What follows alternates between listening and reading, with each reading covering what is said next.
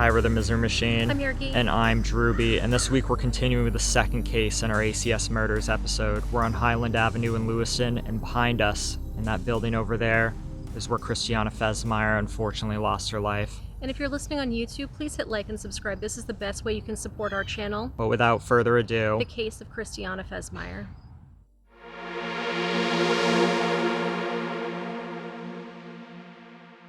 In 2009, Buddy Robinson and his twin sister, Brandy Robinson, became employed at Affiliated Computer Services, which we'll call ACS moving forward, in Lewiston, Maine, which was a business process outsourcing company that operated a number of businesses, mainly call centers, that handled contracts for a number of well-known companies around the world.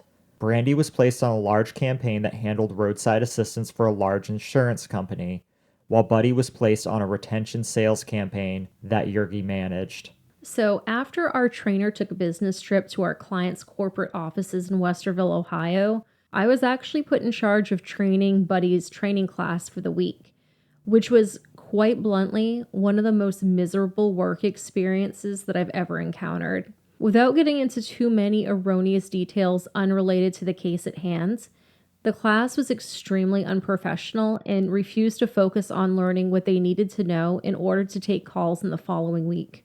All of them seemed to come from extremely troubled backgrounds, and within a week of gaining employment, the bulk of those new hirees became homeless, and they all moved into a strip motel on Route 196 on the Lisbon-Lewiston line, some of them electively. Buddy himself even stayed there for a time with a girl he was seeing. By all accounts, Buddy was actually the most normal out of the bunch. So I can attest to that as well. I will be upfront that I did not know Buddy very well, but I did know many of the people who were in these membership training classes, and many of them were very problematic, were very troubled, were not great people, were taken on because they couldn't get anyone else or were tricked into this particular campaign. We should probably talk about what exactly this campaign did. I was actually tricked myself into joining this campaign. Before that, I worked for a credit card sales campaign. That's actually where Drewby and I met. And I was told that this was a good opportunity. There was room for advancement. It was a new campaign that was coming into the building. And I didn't really know a bunch about it. It was just some sort of membership programs. Obviously, we can't say the full legal name of the business that I would be working for. But I got hired on, and I hopped into the third training class for the floor, just so I kind of knew what I'd be managing. And that's when I found out that this was a retention sales campaign. So basically what that meant is when people, mainly elderly people, were making some sort of purchase over the phone, and it was generally for either medications or some other sort of weird products, mainly out of catalogs or with their credit card bill. They targeted them very, an array of different ways. They were offered these membership programs that were supposed to be money saving, but really they weren't. I hesitate to not admit it was probably a scam, but it was a scam. I mean, we all thought it was a scam. Every campaign on the floor was like, that's the scam campaign. It absolutely was. They didn't make any efforts to hide that fact at all, really. So basically what was happening is these folks, mainly elderly people, or the kids of these elderly people, were calling to cancel these membership programs that a lot of times they didn't know they had signed up for. So they'd find a charge, a reoccurring charge that is, on their monthly statements, and they'd call to cancel, and it was the agent's job to try to get them to keep it. And this wasn't a $5 or $10 charge. I heard these were like $50 charges. Some of them were. Generally, it was like a reoccurring $14.99 charge up to generally $29.99, but it varied based on the program, because there were 4 different programs that you could be signed up for under this campaign. And it depended on who gave you the offer. So sometimes it came with your credit card bill. Sometimes you were making an order online for something else or over the phone for something else out of a catalog. It really depended on where the offer came from, what the price point would be. But it was extremely scammy and terrible. And this place that we worked for had a lot of different businesses under its roof. So you actually worked for the same company or campaign that I did, but you did something that was a little bit more legit. They had two different branches. So what I did was credit card rewards customer service. I was the first class out for that. And the people that we got here, obviously they were troubled. I mean, a lot of people worked here were troubled, were problematic, had criminal histories, were not good people. But a lot of people were just one paycheck from the street and just trying to survive. I think almost everybody was, including management. The economy was not good at the time. It fostered this really bad environment and culture. One thing that was very common is that you would get all these back-to-back calls that you would do anything to get floor support just to get off the phones, anything, no matter how dirty it was. And the idea of getting promoted to a supervisor, everybody wanted that, but it was only $1 extra an hour. So at the time, we were making like $9 an hour. So a supervisor made $10 an hour, but a supervisor was required to be salary. So to be salaried, immediately what this company would do, not the companies inside here, but every company, virtually every company at ACS where we worked, would pay you for 40 hours, your salary, but work you for 60. Yeah. And if you refused to do this, you were stepped down or fired. And why do we take the time to illustrate all this? You need to know what type of environment this was, the pressure this put on people. Despite becoming a supervisor sounding like a giant scam, and I turned down an official soup position 3 or 4 times before they finally gave up on me. But I still had my own team. I was still an acting supervisor, but I was allowed to be hourly. But people were literally doing incredibly backstabby, illegal, criminal things to get people out of the running so they could get a supervisor position because of that $1 extra an hour and because they didn't want to be on the phones anymore. Being on the phones for 8 hours drove people insane. I will say I did make $11.54, but I got in very, very early before things got so crazy because I got promoted to supervisor, I believe it was 2005. So this was before all these other campaigns came in. It's before they started an activity-based compensation. It was when things were still kind of normal and there weren't any scammy programs. Let's touch really quickly on the activity-based compensation, or ABC as it was called. We had lifers there that were making high 20s an hour, which is very good money for that period of time. And then ABC comes in and reduces all of them to minimum wage. All of them. These old people who they're the main breadwinners of their family, all of them start making minimum wage, and now they can make basically a flexible amount based on how their activity is for that week. But the metrics were so poor that most people did not make above minimum wage. Right. So they found like I forget what they called it, but it was like a safety net to get them back to the $9 an hour. It was subsidy is what they called it. A subsidy they'd pay to get them above minimum wage in some cases, and it depended on the campaign to get them back to the $9 base rate that they had started new employees at. But some did let them get dropped to minimum wage. I do know that. Membership was like that. Again, why do I take the time to say all this? You need to know what type of environment this was. And then Yergi's campaign, membership, not only do you have this type of environment, but a lot of people resented the fact that they were basically, their job was to scam other people. Yeah. That weighs on you very heavily. To do well, you had to be a certain kind of not great person. You had to be and a scumbag. Liar. You had to lie. Like, your best agents were liars. Yeah. And the thing about it is, this was before marijuana became legal here, even on a medical basis. But I had agents who I knew were completely fried out of their minds or on other drugs. drunk on the floor on pills. And I didn't do anything about it. I didn't do anything about it because at least they were able to handle their calls and they weren't yelling back.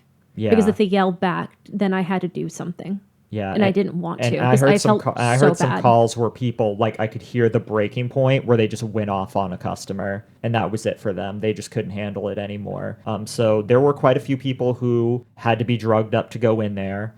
There were some people who were selling on the floor, holding it. Hard stuff too. I saw it with my own eyes. This was a sketchy place, and I thought most call centers worked that way. I think it's in particular, this call center at every location is like this. Except for in certain places in other countries. Yeah, in other countries, it's not so bad. It's actually taken seriously. But there's one over in the Portland, Oregon area that was pretty bad too, I hear. So when The Misery Machine started because Yergi and I wanted to do a podcast that chronicled everything that happened at ACS, all the immoral, potentially illegal, messed up things, so that way it didn't get lost to time. Because as we got older, because we were young when we were working here, like as we got older, we realized, me especially, Yeah. wow, this is messed up. And I was just so young that I just thought this is how the world works. A Right. lot of people there did. I mean, it was my first adult job, really, aside from like the pet store. Like I worked there from age 20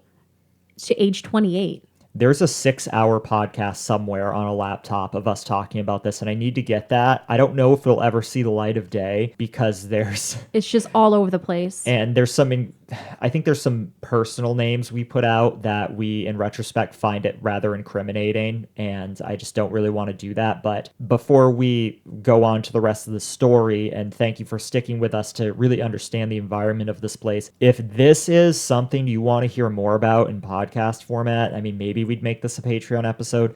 Let us know, because literally we talked about this for 6 hours and we could go for 6 more. There are so many things that can be said, things that we saw with our own eyes and things that were just rumors. So if that's something that interests you, please let us know. But I hope we've set the stage here fairly well. So it was on the roadside assistance campaign that we mentioned earlier that Brandy Robinson met and became acquainted with a beautiful young woman named Christiana Fesmire. And before I go into Christiana real quick, I do want to talk about how this roadside assistance campaign, there was some criticisms you could bring towards the campaign itself and the management, but generally people who worked on that campaign were happy to work there. So I want to stress that this is a very different campaign compared to membership that we just highlighted. I mean, obviously it's stressful. You're dealing with roadside assistance and people who are in a very vulnerable position, but generally people liked it there. Yeah.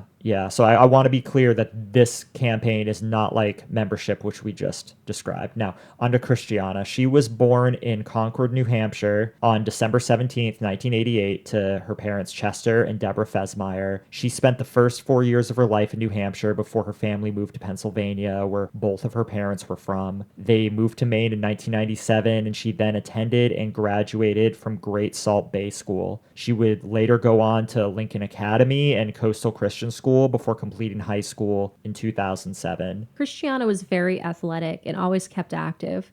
She participated in cross country while in school, but out of school she loved biking and snowboarding. Christiana was a very creative person who enjoyed painting and cooking. She also loved music and would occasionally be found helping DJ different events. And oh my goodness, could she dance? I don't know if there's any videos out there of her anymore, but there were some videos on her Facebook. I remember at one time dancing at festivals, and she really, really could dance. And it was quite lovely to watch. She was very charismatic and had a great sense of humor and was a joy to everyone around her. She cared deeply for her friends and even total strangers that she came across, and I can attest to this. So I've always been a self-conscious person, always. That's just me. And I remember one day, I hadn't met her yet. I had seen her on the call floor, but we were both out back having a cigarette. And she came up to me all like jubilant and happy and just told me that I was so beautiful. And coming from her, who was a very, very, very beautiful woman, that meant a lot because I don't feel that way often.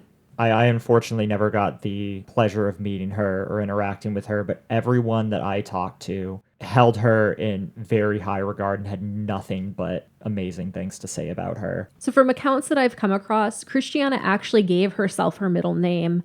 So Melusine or Melusina is a figure of European folklore, a female spirit of fresh water in a holy well or river. She's usually depicted as a woman who is a serpent or fish from the waist down, much like a mermaid, and it would only be fitting that she'd name herself after such a beautiful creature, as she herself was a gorgeous person inside and out. So in addition to working for ACS, she also modeled, displaying her portfolio on the website Model Mayhem, which is still up. So Brandy Robinson, as we mentioned before, that was Buddy Robinson's twin sister, and her 8-year-old son, Michael, resided in the second floor of a duplex that she allegedly owned at 36 Highland Avenue in Lewiston, Maine. And we say allegedly, as some accounts state that the previous owner had abandoned the building and that it was in the process of being foreclosed on. In November of 2010, Christiana was allegedly looking for a place to live, and Brandy offered her the vacant first floor apartment in her building.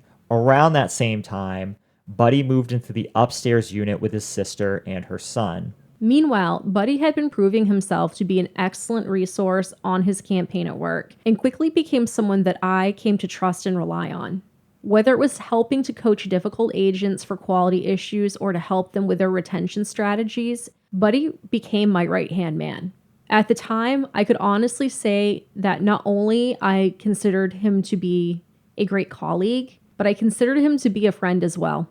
The only glaring problem that Buddy had was his attendance. He often had to leave work early, generally an hour before his shift had ended, to go home to watch Michael because Brandy and Christiana had to work.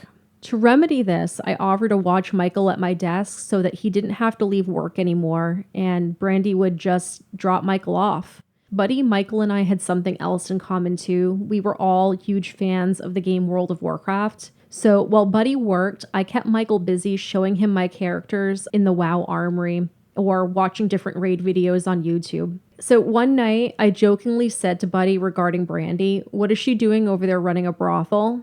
And little did I know, my joke was actually an extremely loaded question that I did not need to know the answer to.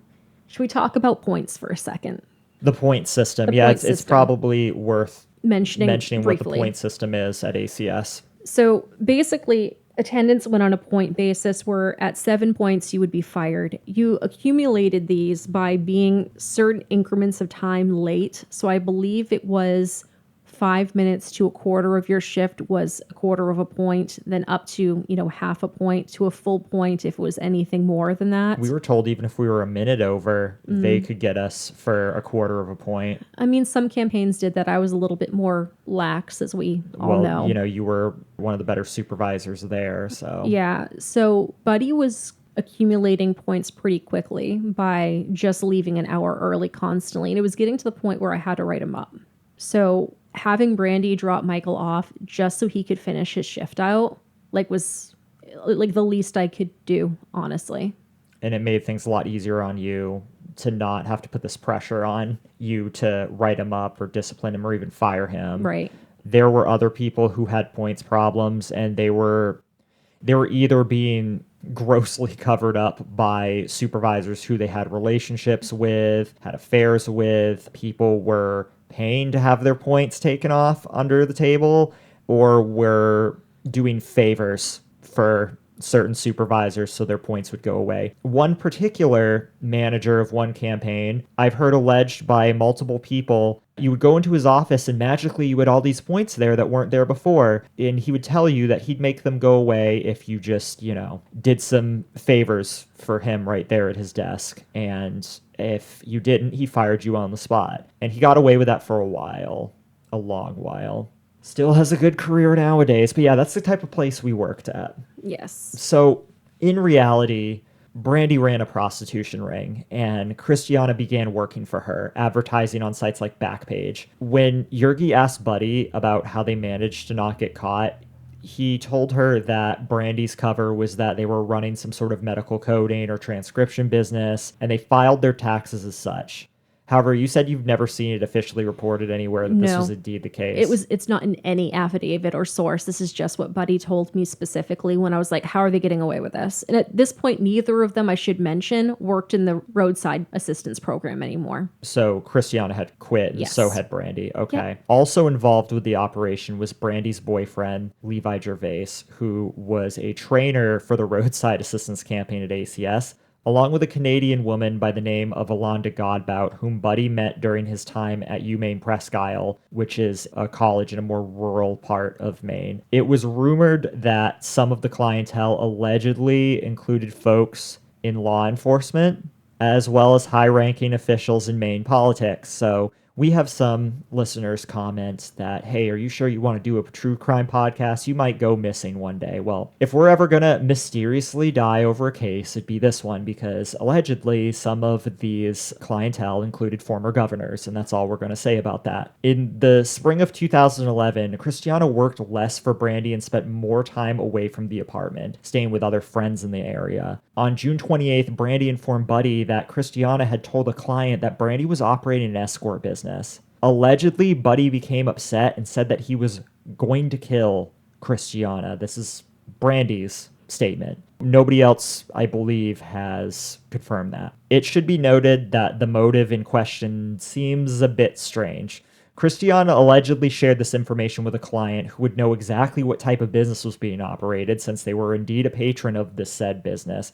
However, Jurgi, you've heard some differing accounts that Christiana provided the client with Brandy's actual legal name, which is definitely a no-no. Yeah, so I believe that's actually the angle. In some sources, they're like, she told the client that Brandy was running a business. Well, obviously, Brandy's running this business. He's there to be a patron. Yeah. We should note that they were making really good money. They were. They were even taking weekend trips down to Foxwoods to work there, and were getting very, very, very good money. This was a very profitable business. So on June 30th, 2011, Brandy agreed to lend her Lexus to Christiana so that she could drive to a family reunion the following day in Rangeley, which is a resort kind of lake town in northwestern Maine. It's quite lovely. As well as to gather some of the rest of her belongings from the downstairs unit, because at this point she'd basically moved out altogether. In a text message sent to Brandy on the morning of July 1st, 2011, Christiana wrote that she would pick up the car later that morning. Between 7 a.m. and 7:30 a.m. that same morning, Brandy left her apartment with Alonda Godbout, the Canadian woman that worked for her. As they were leaving, they saw Christiana arriving, and Brandy had a brief conversation with Christiana through the window of her Cadillac SUV about the location of the car keys. We should probably mention that they had quite a few cars, right? Yeah, they had 3 higher-end cars. So they had this Lexus sedan. It was black. They had a Cadillac SUV that was basically brand new. And Levi drove a kind of tealish green colored Volvo. They were all registered to Levi. So we know that Levi, dating Brandy at this time, was involved in this business from our understanding, correct? So from our understanding, he had some sort of hand in this business as either some sort of driver to her. I believe he doesn't believe he was involved with it, but by all accounts, there was some involvement. Either we're trying to recruit women at work for it, or, at least being some sort of active bystander in the business. So here's what I have never really understood, and what people seem to kind of ignore. Buddy didn't really have a place in this business, did he? No, he did not. He was not working as some sort of muscle. He was not recruiting girls. He was not wrangling patrons or anything like that. He just happened to live with his sister, who was running something like this. Yes. But yet the claim is that he had some major stake in this business operating. He did not. Not at all. I find that a bit peculiar. So Brandy and Alonda stopped over to ACS, as well as to Dunkin' Donuts on Lisbon Street in Lewiston, very close to each other. Allegedly, Brandy received a call from Buddy via Christiana's cell phone, letting her know that he had a fight with her. Brandy and Alonda returned to the apartment, and both of them noticed that the black Lexus was still there. According to Brandy, Buddy was present, and he informed her that he and Christiana got into a fight, and that he, quote, took care of the situation, end quote. He further stated that Christiana's body was in the trunk of the Lexus. Alonda allegedly noticed that Buddy's pants were wet, and heard him state that Christiana, quote, had thrown up blood everywhere because she was on drugs, end quote. So with that said, this is where we're going to hold it for this episode. Next episode, we will talk more about what happened allegedly when the apartment was found in the condition that it was in. There is just an awful lot for us to talk about. We have 16 pages worth of information to share with you. Yes, and I know that in future episodes there's probably more background that we're going to give. We took some videos around ACS, or what's left of it now, talking. I'm going to see if we can include those in future episodes. If not, they will definitely be available on Patreon in the very least. So if you appreciate this and you want us to release part 2 of this case next week, please hit like and subscribe. Share this video with someone that you think would appreciate it. These are the best ways to support our channel. We have not been showing up in YouTube search as of late. And if you'd like to help us get around that, sharing this video and telling other true crime fans about us is the best thing that you can do to help us right now. We also have a very wonderful group of people who have decided to go that extra step to support us on Patreon. So let's thank those people now. Yes, so thank you Eddie, Rowan, Marky, Holly, Serena, Chloe, Mark, Karen with an EA, Neil and Karen, Dave and Karina, Dakota and Kitty, Jen, Mo, Robin, Tom, Alex, Jacob, Bailey, Steven, Siesia, Amanda, Patricia, Alexis, Corrine, Catherine, Jody, Sally, Kimberly, Jacqueline, Lawton, Crystal, Nat, Cooper, Blue Unicorn, Michelle, Catherine, Rondi, Janice, Andrea, Adrian, Cindy, Joe, John, Greg, Dylan, Audria, Jossie, Heather, Morgan, welcome Shannon. Welcome Shannon. Welcome Brittany. Welcome Brittany. Welcome Lana. Welcome Lana. Welcome Marie. Welcome Marie. And Levi. And Levi, our highest tier Patreon supporter. There's this lovely picture right now. And if you too want to support us on Patreon, patreon.com/themisery-machine, you get access to all of our secret episodes. You get access to our secret Discord and Snapchat groups, and you may even get a postcard. Haunted one. Patreon.com/themisery-machine. Also, I should say, just to be clear, in case anyone thought this, our Levi is not the Levi in question that we talked about in this case. I know, 2 Levis from the Lewiston area. No, Levi, our super patron Levi and friend, is not Levi Gervais. So, there, got that out of the way. I don't feel guilty anymore. But until next week, we love you. We love you. Bye. Bye.